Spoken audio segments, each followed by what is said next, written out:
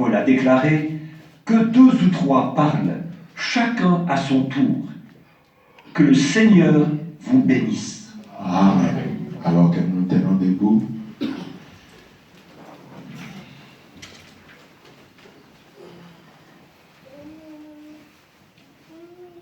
chantons un petit cantique. C'est mon joyeux service d'offrir à Jésus-Christ. Oui, en vivant sacrifice,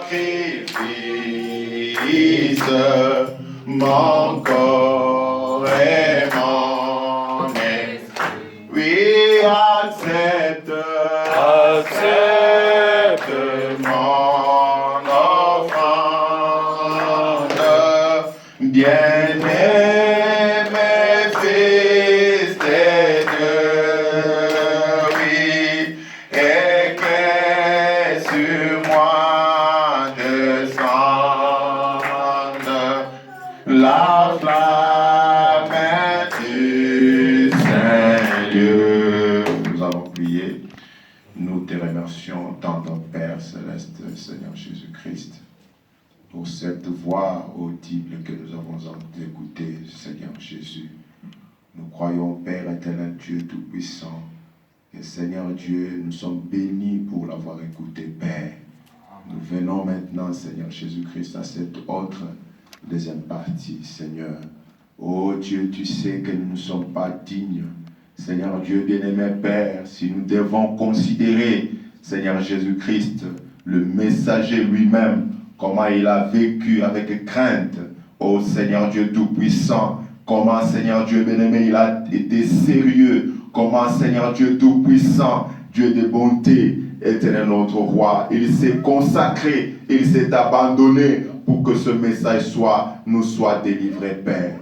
Éternel notre roi, nous devrons à chaque fois que nous nous approchons pour Seigneur Dieu Tout-Puissant le répéter, que nous puissions t'aimer, Seigneur, dans le respect, dans la révérence et dans la crainte, Père. Et c'est pourquoi nous sommes ici ce matin. Oh Dieu, bénis-nous, Seigneur Dieu Tout-Puissant, ensemble, pour ta gloire, alors que nous allons ouvrir les pages de la Bible, qui est ta parole. Seigneur, donne-nous-en le contexte, comme nous confions à toi, au nom du Seigneur Jésus-Christ. Amen.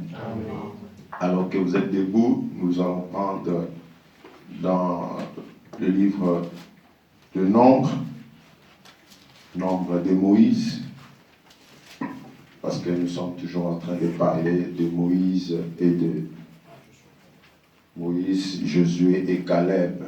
Excusez-moi que j'écrive un peu. Moïse,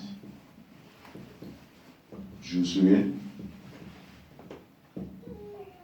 et Caleb. Voilà. Celui-là, c'est un prophète. Celui-là, c'est un Éphésiens 4. Et là, c'est l'église ou l'épouse. Nous avons dit Nombre 14, verset 30. 14, verset 30. Nous lisons au nom du Seigneur Jésus-Christ. Vous n'entrerez point dans le pays que j'avais juré de vous faire habiter, excepté Caleb, fils de Jephunnée, et Josué, fils de Nun. Que le Seigneur ajoute ses bénédictions à la lecture de sa parole. Merci de t'asseoir. C'est déjà 2 semaines que nous avons parlé, nous sommes en train de parler de Moïse, Josué et de Caleb. Nous avons montré que Josué était un Éphésiens 4, un prédicateur. Nous avons montré que Moïse lui-même, c'était le prophète messager qui avait été envoyé.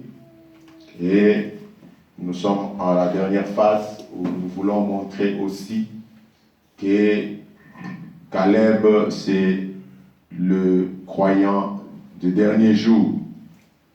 Le croyant qui reste, le chrétien qui reste fidèle au messager, qui reste fidèle à la parole. Je crois que c'est ce que vous êtes ce matin. Amen. Amen. dans Nombre où nous avons lu, nous avons vu Dieu dire aux enfants d'Israël que personne ne pouvait entrer dans la terre promise, juste parce que la circonstance était que Moïse avait délégué 2 personnes. Il avait délégué plutôt 12 personnes. Du temps de Moïse, il a délégué 12 personnes comme espions pour qu'ils aillent dans la terre promise, qu'ils aillent voir comment est-ce que la terre s'est présentée, comment est-ce qu'ils pouvaient venir et conquérir la terre, le pays. Maintenant, quand ils sont partis, les 12, au retour, ils devaient faire un rapport. Ils devaient faire un rapport à Moïse. Ils devaient parler avec les gens, avec le peuple, parce que c'était tous des prédicateurs. Mais nous avons trouvé que dans la Bible, 10 étaient venus avec un mauvais rapport, avec un message tel que là en Égypte, plutôt là dans la terre promise, il y a des gens, des fils d'Anak, il y a des personnes qui sont des géants, à tel point que si nous nous mettons à côté d'eux, nous paraissons comme des sauterelles. Effectivement, c'était ça. Quand vous lisez votre Bible, vous trouvez que c'est comme ça. Et de tous ces prédicateurs qui étaient les 12, il n'y a eu que 2 personnes. Voyez, là, Caleb prend la place d'un prédicateur parce que Dieu lui a envoyé, Moïse l'a envoyé, ils sont allés, ils ont ramené un rapport. Et en ramenant le rapport, les 2 ont démontré que peu importe la situation de l'autre côté, nous ne pouvons pas baisser les bras. Nous avons quitté l'Égypte avec un seul but pour aller à la terre promise. Nous ne devons pas retourner en arrière. Nous avons quitté le monde pour que nous puissions aller au ciel. Nous avons quitté le monde, non pas pour faire des compromis, mais nous devons atteindre Canaan. Canaan pour nous, c'est le baptême du Saint-Esprit. Nous ne devons pas faire marche arrière. Amen. Et les gens, il y avait tellement du désordre, à tel point qu'il n'y a que les 2 là qui se sont levés. Et c'est Caleb qui a essayé de calmer le peuple. Il dit, mais calmez-vous d'abord. Qu'est-ce que vous êtes en train de... Pourquoi vous vous lamentez? Pourquoi vous êtes inquiets? Peu importe que ces gens-là soient des géants, nous avons la promesse. La promesse dit que nous devons posséder cette terre-là. Amen. Et voilà pourquoi Dieu, au verset 30, il leur dit, vous n'entrerez point. Parce qu'ils avaient soulevé le peuple contre Moïse. Ils étaient infidèles au message de leur temps. Ils étaient infidèles à Moïse. Il dit, vous n'entrerez pas, excepté Caleb et Josué. Pourquoi? Parce que leur rapport était conforme au message de leur temps. Amen. Parce qu'ils n'ont pas retranché. Parce que nous avons souligné là-dessus qu'il n'y a pas à retrancher. Il n'y a pas à ajouter. Il n'y a pas à mal interpréter. Il n'y a pas à mal comprendre le prophète. Amen. Amen. Et frère madame, nous essayons de construire un tableau. La Bible dit que le séjour des enfants d'Israël, ça c'est dans Exode 12, 40. Le séjour des enfants d'Israël en Égypte fut de 430 ans. Or, lorsque Dieu avait parlé à leur patriarche Abraham, il leur a dit qu'il devait faire 400 ans. C'est dans la Bible. Il devait faire juste 400 ans. Mais ils ont dépassé ces temps. Il y a une cause pour laquelle ils avaient dépassé ces temps. Ils ont dépassé les 30 ans. Or, Dieu ne fait pas des choses juste comme des hommes. Non. Dieu, quand il promet, Dieu reste ponctuel. Dieu était prêt à le faire partir à 400 ans. Parce que déjà, Dieu était en train de préparer à 350 ans déjà. 350 ans déjà, Dieu avait envoyé Moïse sur la terre. Parce que Moïse a vécu 40 ans en Égypte, étant au trône, étant plutôt dans la maison du roi. Et il a vécu 40 ans, jusqu'à ce que, à 390 ans de leur temps où ils étaient en Égypte, le peuple a semblé ne pas être prêt. Parce qu'ils ont refusé de recevoir Moïse. Vous connaissez l'histoire. Moïse, à 40 ans, il est allé visiter le peuple qui était de son espèce, qui était de sa race. Parce que Moïse avait écouté le 5e évangile. Ça, c'est pour les mamans. Frère Madame dit, le 5e évangile, c'est pour les mamans, les dames. Elles doivent enseigner à leurs enfants. Bien que Moïse était dans le palais royal, parce que sa mère était celle qui la nourrissait. Sa mère l'enseignait. Il disait, Moïse, tu es né pour être un prophète. Tu es né pour être un libérateur. Tu es né dans un but.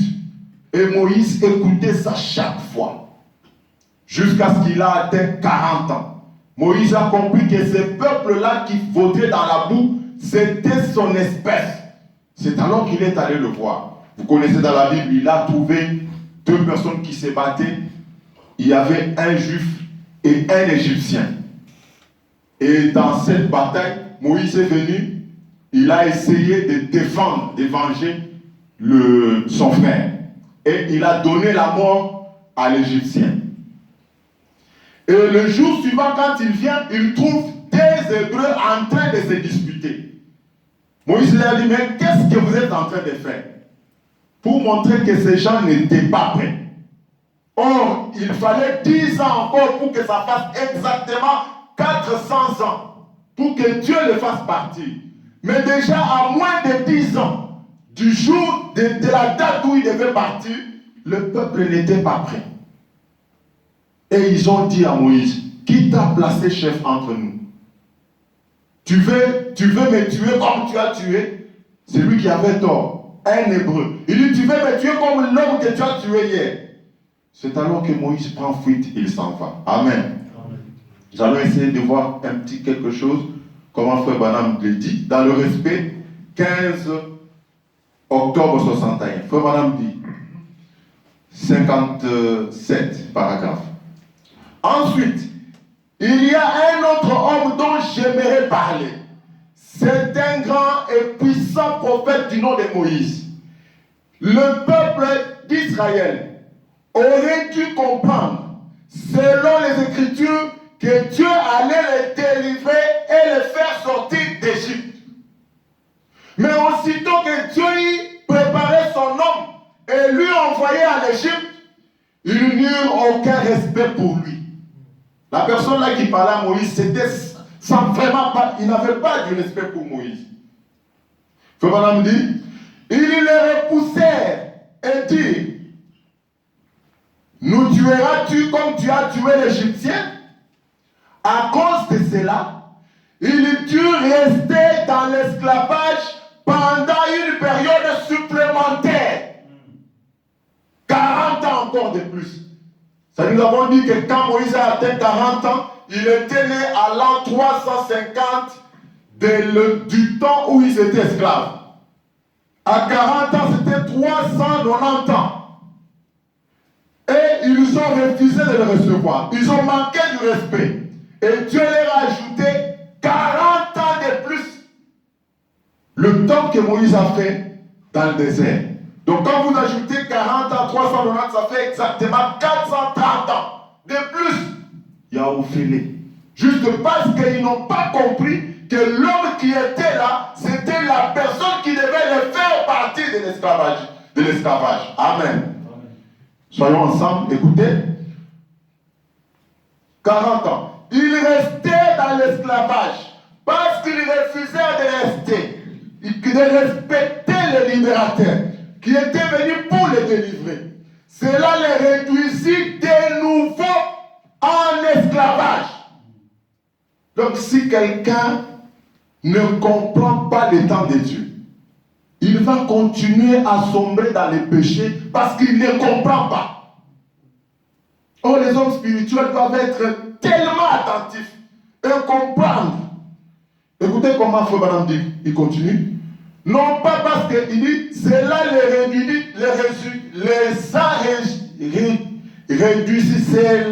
cela les réduisit de nouveau en esclavage. Non pas parce que Dieu voulait qu'il y reste. Dieu ne voulait pas qu'il continue à rester là-bas. Le moment était tout à fait juste. Mais il restait 40 ans de plus. Parce qu'ils refusèrent d'accepter les moyens prévus par Dieu pour échapper. Amen. Combien je crois, écoutez ce qu'il faut pas dire. Combien je crois que c'est le même, je crois que c'est le même cas ce soir. La même chose, voyez-vous. Essayez maintenant de voir les tableaux. Et ils ont rejeté Moïse. Ils ont manqué du respect. Ils n'ont pas reconnu pourquoi Moïse était venu. Et ils se sont attirés des ennuis pour rien.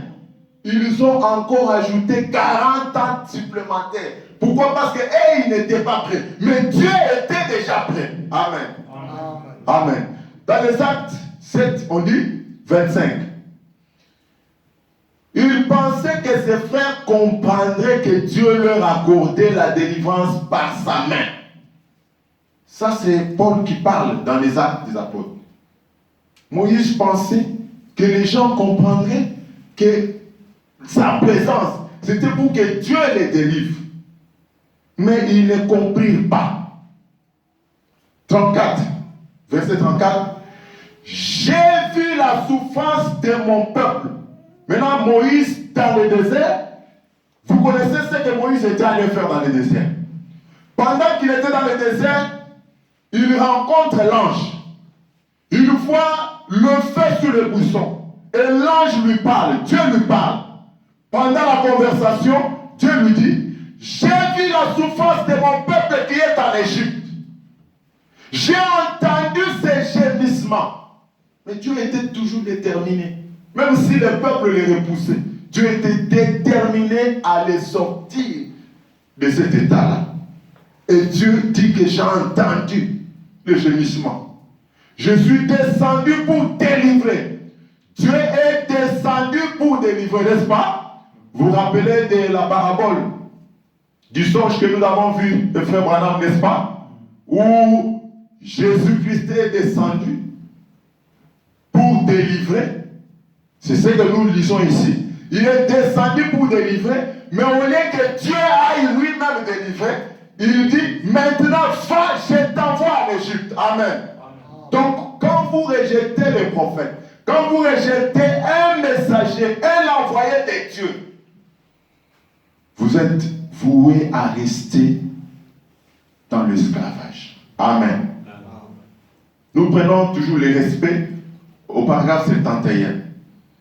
Le respect que nous avons lu là, du 15 octobre 61, maintenant au paragraphe 71. Frère dit, mais j'aimerais vous rappeler autre chose. Si Dieu a envoyé un messager et a confirmé par le signe qu'il était le messager envoyé par Dieu, alors il leur appartenait. Il appartenait à tous ces gens-là, les Égyptiens, les enfants d'Israël, d'obéir à ces messagers. Exactement, ils doivent obéir aux messagers et avoir du respect pour le messager. Amen. Voyez, Josué et Caleb, ils restèrent à son côté. Oui, monsieur.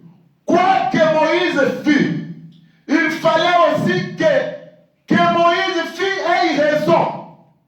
Que Moïse ait raison ou pas, il restait néanmoins avec lui. Amen. Voyez-vous? Parce qu'il savait que c'était les messagers de Dieu. Amen. Amen. Voyez que tout le peuple est arrivé dans le désert. Et même ceux qui étaient revenus de Jéricho ou de tout Canaan où ils étaient allés espionner, ils sont venus sans avoir la révélation de qui était Moïse. Sans respect. Ils ont manqué du respect et ils ont donné un mauvais rapport. C'est ce qui a fait que Dieu a décidé que tout le monde devait mourir dans le désert. Tout le monde est resté dans le désert. Ils sont morts. Vous connaissez quand vous lisez dans Exode. Dieu dit que, excepté Caleb et Josué. Et ce matin, voulez-vous vous identifier à Caleb? Moi également. Amen. Tenez-vous tranquille du 18 mai 57. Frère Branham dit. Et 18. Il dit ceci. 10 espions étaient revenus et avaient dit, il nous est impossible de faire cela. Bien, ont-ils dit, leurs grandes villes sont entourées de murailles. Ça, c'est les rapports qu'ils étaient en train de donner. Il y a des géants dans le pays. Et nous paraissons pratiquement comme les sauterelles aux côtés d'eux. Oh, nous sommes un échec. Nous ne pouvons pas faire cela. Et évidemment, 10 contre 2 personnes. Il les dépassait en nombre. Vous voyez que le grand nombre était contre le message de l'heure. Le grand nombre était contre Moïse et Caleb. Et plutôt Caleb et Josué, bien sûr. Et Moïse aussi. Faut pas me dire. Mais Josué et Caleb ont pris position et ont dit, nous sommes plus que capables de faire cela. Amen. Amen. Mais avant que Caleb, ou plutôt avant que Josué puisse parler, Caleb a dû calmer d'abord les gens. Les tranquilliser. Il leur disait, tenez-vous tranquille. Ne vous mettez pas à courir ça et là. Et à sautiller, à ceci et cela. Eh bien, qu'est-ce qui se rendait Caleb si sûr de cela? Alors que l'opposition était si forte. Ça dépend de ce que vous regardez. Amen. Caleb regardait à la promesse de Dieu. Les 10 autres regardaient aux circonstances. Si vous vous mettez à considérer la circonstance ou regardez à ce qu'il y a autour de vous, vous êtes sûr d'échouer. Amen. Si vous vous mettez à regarder le monde, comment il évolue, comment les choses se passent tout autour de vous, vous allez sûrement échouer. Mais qu'est-ce qui a fait que Caleb était tellement sûr de ce qu'il faisait et de ce qu'il disait? Parce que lui, il regardait à la promesse. Amen. La promesse leur disait que à 400 ans après, ils allaient quitter l'Égypte et allaient rester dans la terre promise. Et c'était à ça. Ils se tenaient sur ça. Amen. Amen. Mais vous ne devez jamais considérer ce qu'il y a autour de vous. C'est le conseil des frères Branham. Ne considérez pas ce qu'il y a autour de vous. Non, il y a la crise. Oh non, mais je n'aurai pas de visa. Moi, je n'aurai pas ceci, cela. Je n'aurai pas d'enfant. Oh, les médecins ont dit, pour ma maladie, tout ça. Ne considérez pas ça. Êtes-vous des Caleb? Amen. Vous devez être sûr de la promesse de Dieu. Amen. Nous continuons encore un peu dans la même prédication de Frère Branham, tenez-vous tranquille. Et 21. Frère Branham dit, mais tout ce que Caleb considérait, c'était que Dieu avait dit avant même de quitter l'Égypte, je vous ai donné ce pays-là. Ainsi Caleb ne s'est pas soucié des circonstances. Il a considéré ce que Dieu avait dit. C'est ce qu'il vous faut faire ce soir. Amen. Pour nous, c'est ce matin. C'est ce que vous devez aussi faire ce matin. Amen. Ne considérez pas les circonstances. Madame, continuez à souligner. Considérez ce que Dieu a dit. C'est la promesse de Dieu qui compte. Amen. Alors, il a calmé les gens disant, ça c'est Caleb qui calme les gens. Tenez-vous tranquille. Dieu était sur le point de parler. Juste quelques jours avant cela, quand Moïse, le grand conducteur, le libérateur d'Israël, avait fait sortir de l'Égypte, les enfants d'Israël, et les avait conduits dehors. Il était sorti sous la main de Dieu. C'était là un type parfait de l'église d'aujourd'hui. Quand vous entendez église, ne voyez pas seulement le 4 demi. C'est une personne marchant de tes pieds. Vous êtes une église vous-même. C'est peut-être la condition dans laquelle tu te retrouves ce matin. Et Caleb en était le type. Avançons encore un peu. Tournez les regards vers Jésus. Frère Madame dit ceci. Jean 32.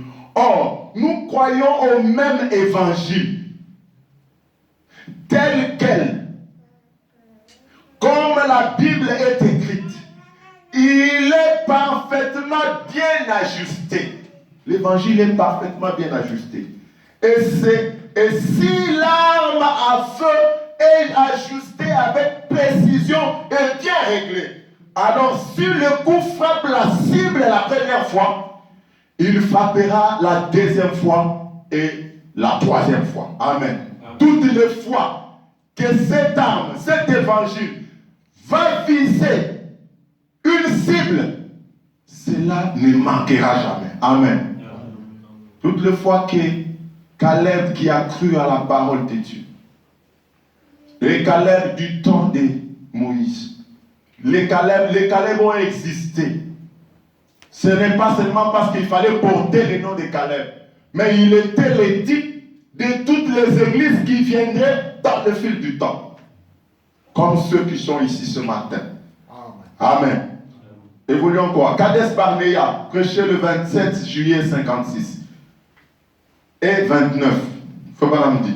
Quand je pense à cela, alors, je commence à me souvenir que le même Dieu qui était avec le peuple d'alliance en Égypte est certainement, malgré toutes les tensions et différences dont l'Église fait l'objet ce soir, il va par la grâce de son propre être envoyer un libérateur. Ne vous en faites pas. Quelles que soient les tensions dans lesquelles nous nous retrouvons, quelle que soit la situation dans laquelle tu te retrouves, Dieu, dans sa grâce, dans la grâce de son propre être, souverainement, il enverra un libérateur, comme il avait envoyé là-bas en Égypte pour les peuples hébreux. Vous avez vu que malgré ce qu'ils ont fait, Dieu était décidé parce qu'il devait sortir le peuple. Amen. Continuons. Nous sommes tous aussi certains de recevoir une effusion du Saint-Esprit dans ces derniers jours, que nous sommes assis ce soir dans cette église. Dieu a agi en faveur du peuple de l'Alliance sans aucun effort de leur part. Ce n'est pas par nos efforts que Dieu viendra nous sauver. Non. Mais Dieu le fait par amour, à cause de son alliance. Amen. Il a plutôt envoyé gratuitement du ciel un peuple de son alliance, un acte de grâce sur base de la souveraineté de sa promesse. Et c'était quoi pour Israël? Il a envoyé Moïse. Amen. Et quand une crise similaire, s'il y a une crise similaire comme celle du temps de Moïse, survient, quand le peuple est dans l'esclavage et sous toute forme de choses, écoutez, le jour du péché, l'esclavage ne voyait pas seulement un blanc qui met une chaîne au cou et il monte sur toi et il te dit va à gauche, va à droite. Non. Il ne faut pas me dire, le jour du péché, c'est être un esclave. De la maladie, même la maladie que tu as, tu es esclave du diable. Et des ennuis d'aujourd'hui, vois tous les ennuis que tu as. Le manque d'argent, les difficultés qui t'entourent, la maladie, les problèmes que tu as, les projets que tu penses faire. Et tu vois que c'est en train d'être mis en difficulté.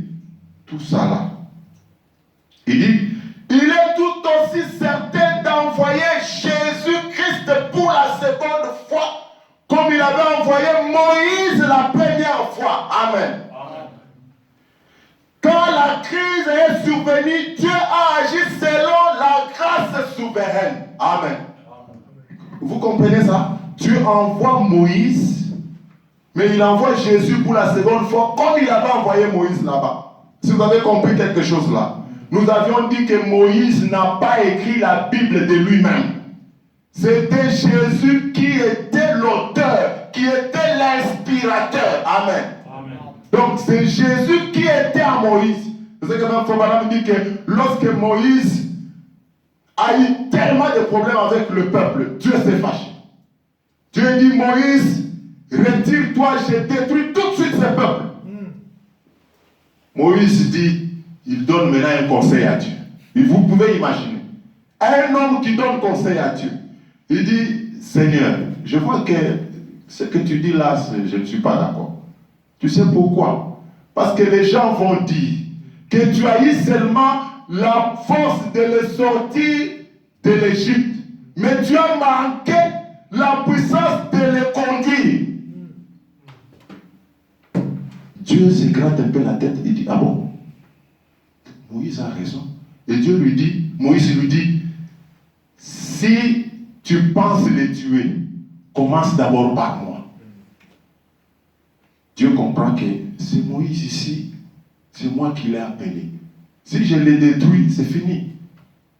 Donc ça ne sert à rien. Dieu comprend que non, il faut que Moïse vive. Frère Branham dit que c'était l'esprit de Christ en Moïse qui lui faisait dire ça. C'était le cœur de la parole dans les prophètes. Il a vécu une parole de Dieu sans même réfléchir comme ça. Vous comprenez un peu? Frère Branham dit, il donne par exemple, il dit lorsque David disait, mon Dieu, pourquoi m'as-tu abandonné? Mais est-ce que David était dans la situation où Dieu l'avait abandonné? Non. Mais parce que Christ, l'auteur de sa parole, qui inspirait les psaumes qu'il chantait, était en lui. C'est ce qui a fait qu'il a parlé comme Christ. Amen. Et c'est ça qui a fait que lorsque Jésus était à la croix, les propres paroles de Jésus sont sorties de la bouche de David sans que David s'en rende compte. C'était toute une prophétie qu'il avait déclarée. Amen. C'est pourquoi Frère Branham dit, il est tout aussi certain d'envoyer Jésus-Christ pour la seconde fois, comme il avait envoyé Moïse la première fois. Quand la crise est survenue, Dieu a agi selon la grâce souveraine. Amen. Il doit faire la même chose dans les mêmes circonstances. Alléluia. Sinon, il avait mal agi quand il avait agi là-bas. Comprenez-vous cela? Amen. Dieu n'est pas un homme qui puisse faire une chose et puis il vient corriger, il dit non, j'avais commis une erreur. Non. Ce qui fait de lui Dieu, c'est que quand il fait une chose, ça reste comme ça tout le temps. Amen. C'est pourquoi Frère Branham dit qu'il doit faire la même chose dans les mêmes conditions. Amen. Sinon, il avait mal agi quand il avait agi là-bas. Comprenez-vous cela? Nous comprenons cela, Frère Branham. Amen. Évoluons. Parle à ces rochers, il donnera les ciseaux. Du 23 juillet 60. Paragraphe et 20. Josué n'avait aucun moyen de savoir qu'il pouvait s'emparer de cette fille. Caleb n'avait aucun moyen de savoir. Mais voici comment il croyait cela. Parce que Dieu avait dit, je vous ai donné ce pays. Voyez comment les seuls moyens qu'ils avaient de savoir que c'était à eux. Amen. Ils croyaient. Il dit, j'ai un ange qui ira devant vous. Il dit que Dieu avait dit, je vous ai donné ce pays. Dieu leur a dit, j'ai un ange qui ira devant vous. Mais prenez garde de ne pas le mépriser parce que mon nom est en lui. Amen. Il ne pardonnera pas vos péchés. Il vous portera dans la cheminée. Il va hérisser vos plumes. Il fera des choses pour vous. Mais souvenez-vous, suivez-les. Il vous conduira à la terre promise. Mais ne les méprisez pas. Ne le rejetez pas. Il dit, croyez en lui.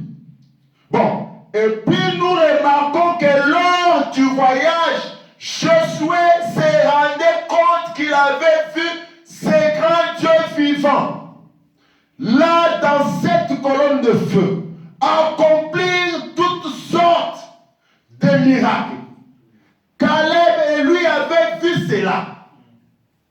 Et ils avaient confiance que Dieu tiendrait sa parole. Amen. Observez Dieu là, à l'Égypte. Je vous ai donné le pays. Maintenant, allez prendre possession. Voyez ce qui motivait ces deux personnes. Ils se tenaient sur la parole de Dieu. Ils s'en tenaient à la parole de Dieu. Amen. Parce que la parole de Dieu, c'est le seul terrain de confiance. Amen. C'est le roc solide. Amen. Tout autre terrain n'est que du sable mouvant. Amen. Amen. Et pour qu'on évolue encore un peu, nous allons prendre Matthieu 10, 41. Alors que nous avons vu comment Josué et Caleb sont restés fidèles au message et au messager. Voyons un peu quelle récompense Caleb devrait-il avoir. Caleb de ce matin, quelle récompense aura-t-il? Dans Matthieu 10, il est écrit 41. C'est lui qui reçoit un prophète en qualité de prophète recevra une récompense des prophètes. Amen. Et celui qui reçoit un juste en qualité de juste recevra une récompense des justes. Amen. Amen. Et on pose la question à Frère Branham. Question-réponse numéro 2, 23 août 64, 321. Frère Branham, si vous avez le temps, s'il vous plaît, expliquez Matthieu 10, 41. J'aimerais savoir ce qu'il récompense des prophètes. Frère Branham dit 22, 220 plutôt. Il dit bon, eh bien, Jésus a dit quiconque reçoit un prophète en qualité de prophète recevra une récompense des prophètes. Une récompense des prophètes, c'est d'être ami du prophète. Amen. Amen. Êtes-vous des amis du prophète ce matin? Amen. Quiconque reçoit un juste en qualité des justes recevra une récompense des justes. Amen. Parfait. Amen. Et ils veulent savoir ce qu'une récompense des prophètes. C'est d'être un ami du prophète. Amen. Vous voyez, c'est une récompense. Il est votre ami. Amen. Et vous connaissez ce qu'il y a, la relation qu'il y a entre les amis. Un ami peut donner sa vie pour son ami. Amen. Amen. Il peut donner sa vie pour son ami. Frère Branham dit 221, comme pour la Sunamite, ça pouvait vous être utile un de ces jours. Voyez, ça l'a été pour elle. La Sunamite, qu'est-ce qui s'était passé? Elle recevait le prophète en qualité de prophète. Et elle est devenue amie au prophète. Au point que le prophète a commencé à se soucier. Qu'est-ce que je peux faire pour que cette femme ici se sente à l'aise? Qu'elle reçoive une récompense de m'avoir reconnu et reçu en tant que serviteur de Dieu. Vous connaissez la suite. Amen. Amen. Qu'est-ce que Frère Branham dit? Exposé de cet âge de l'église. L'âge de l'église de Laodicée. Il dit, nous allons directement à ce que nous voulons.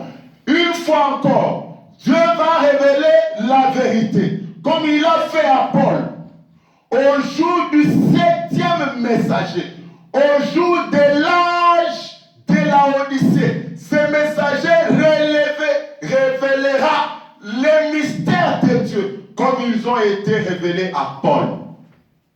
Voyez, non? Moïse, Paul, qui a écrit aussi le Nouveau Testament, avec toujours Jésus-Christ, qui l'a demandé, qui es-tu Seigneur? La colonne de feu, qui lui répond, Jésus, Jésus que tu persécutes. Et ce messager du 7e âge, il va relever toutes les révélations. Écoutez, comme ils ont été donnés à Paul, qui ont été révélés à Paul. Il dit, il parlera.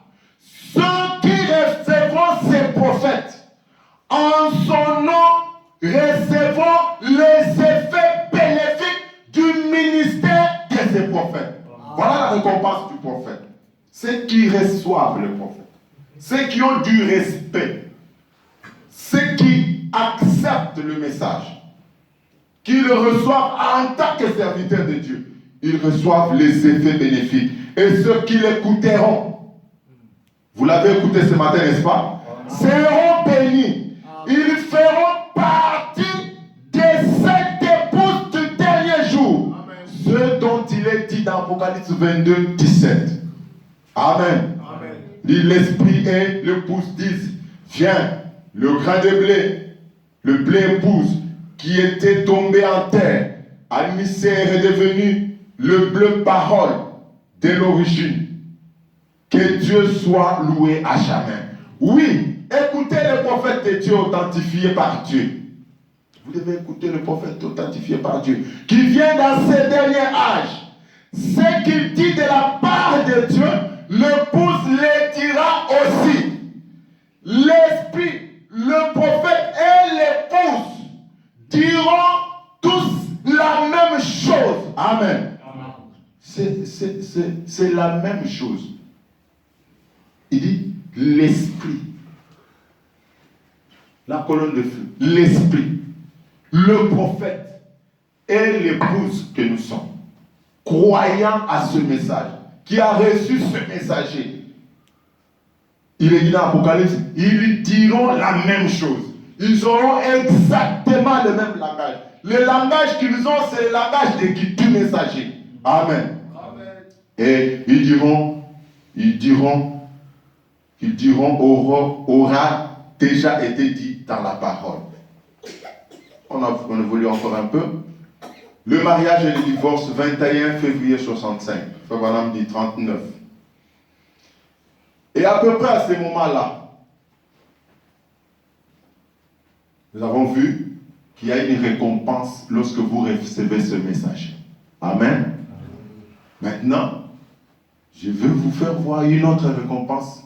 Quelle est la récompense que vous recevez maintenant, en tant que Caleb? Qu'est-ce que vous recevez aujourd'hui? Écoutez, comment Frère Branham, il raconte quelque chose. 39. À peu près, à ce moment-là, ce jeune homme qui est un homme d'affaires, son frère, et il était à filmer pour la télévision ce matin-là. Son autre frère est responsable du service de route en Californie. Alors après que la réunion a été terminée, Danny Henry s'est avancé. Il est venu sur l'estrade, comme ceci, avec tous les hommes qui étaient assis là. Il est venu me donner la collade. Il est venu embrasser Frère Branham. Suivez les tableaux. Et il prononçait ces paroles. Frère Branham, j'espère que ceci n'a pas l'air sacrilège. Mais il a dit, on pourrait faire de cela le 23e chapitre de l'Apocalypse. Il y a seulement 22 chapitres dans l'Apocalypse. Vous le savez, n'est-ce pas? Il y a 22 chapitres. Mais quand il a vu la portée des révélations que Frère Branham avait, il a dit que ceci devrait être le 23e chapitre de l'Apocalypse. Il faut que Branham continue, il a dit, j'espère que ça n'a pas l'air sacrilège. À peine avait-il dit ça, maintenant ces garçons étaient baptistes. Danny Henry était un baptiste. Les baptistes ont leur façon de voir les choses. Les baptistes, ils ne parlent pas en langue. Les baptistes, ce sont des gens qui sont doctrinales, formalistes. Mais écoutez, ça c'est un baptiste qui vient auprès de Frère Branham. Il dit, il ne connaissait rien du surnaturel. Ça c'est un baptiste. Avec ses bras autour de moi, quand il a embrassé Frère Branham, il s'est mis à parler dans une langue inconnue. Vous comprenez? Un baptiste qui lui ne connaît rien de surnaturel, il vient pour saluer Frère Branham, il lui parle les paroles qu'il lui a adressées là, et puis, pouf, d'un coup, il part dans une autre langue. 40, il dit, quand il a eu fini de parler dans une langue inconnue, il y avait une femme corpulente, au teint foncé, assise juste devant moi. Elle s'est levée et elle a dit, ça n'a pas besoin d'interprétation. Elle a dit, je suis de Shreveport, en Louisiana, ou des bâtons rouges, en Louisiana. Elle a dit, c'est nettement du français. Le frère Danny Henry parle en langue, dans une langue inconnue. Et la dame là vient, elle dit à Frère Branham, ça n'a pas besoin d'être interprété. Parce qu'il a parlé du français. 41. Victor Ledoux, un deuxième témoin. Il y a un Français qui est assis là-haut. Lui aussi, il a dit certainement, je suis français et ça, c'est du français parfaitement. Alléluia. Deuxième témoin. J'ai dit, un instant, il faut que contrôle ça. Il dit, un instant. J'ai dit, vous écrivez ce qu'il a dit. Vous qui avez écouté qu'il a parlé en français, écrivez rapidement ce qu'il a dit. Et vous écrivez ce qu'il a dit. Avant de dire quoi que ce soit, écrivez ce que vous dites. Et faites-moi voir vos notes. Et donc, l'un l'a mis par écrit et l'autre l'a mis par écrit. C'était pareil jusqu'à la ponctuation même. Amen. Là où il y avait des ponctuations, toute la ponctuation était pareille.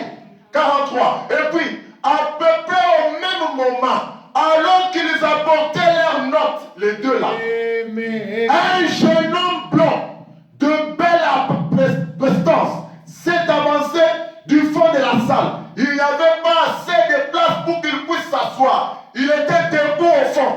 Il s'est avancé, il a dit, un instant, moi aussi, j'aimerais déposer ce que j'ai noté. Amen. Il a dit, je suis interprète pour le français à l'ONU, aux Nations Unies. Il a dit, j'aimerais remettre ce que j'ai noté. Il ajoute sa note aussi. Une troisième note. Amen. 44. Voilà ce que les trois notes étaient exactement pareilles. À partir